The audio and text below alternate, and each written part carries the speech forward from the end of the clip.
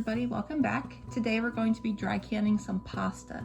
We're not doing our homemade pasta quite yet because it has to dry for 3 days and has only been sitting for about 2 days.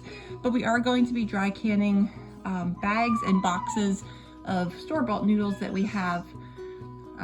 The reason for doing this is it keeps your noodles from getting really stale and tasting disgusting. It also keeps any kind of bugs out. Our bags and boxes are starting to get towards that expiration date on them, so throwing them in our cans, in our jars I mean, and dry canning them will keep them for a very long time. So you're basically going to do the same thing that we did with the oats and with the flour.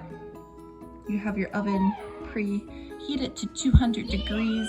You have your jars. You want to try to do wide mouth for noodles, especially like spaghetti noodles and that kind of stuff. It's easier to get them in and out and you fit more in.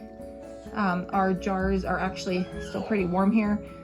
We washed them and had them sitting in the oven at 200 degrees drying. You want to make sure they are completely dry. You want no moisture in there. So we're going to go ahead and get started and start dumping our noodles. You don't need to leave any headspace with dry canning because you want to get all of the air out as much as possible.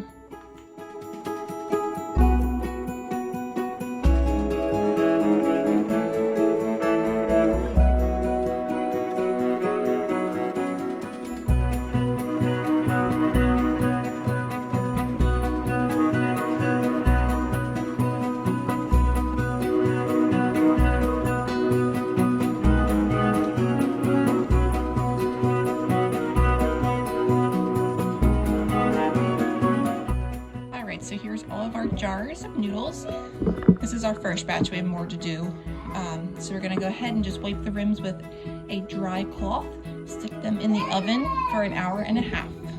All right, so we got all of our jars out of the oven. We wiped the rims with a very, very light damp cloth, put our lids on and screwed our rings on as tight as we could get them. We're gonna let these sit here for 2 days and they should all seal on their own. If they don't, go ahead and get a new lid and start over.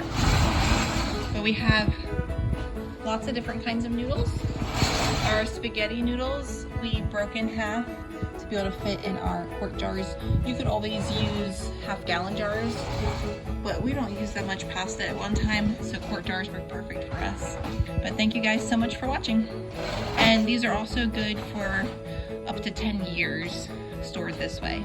Same with the flour and the oats. We're going to be doing rice at some point as well. Those are all good for 10 years with dry canning.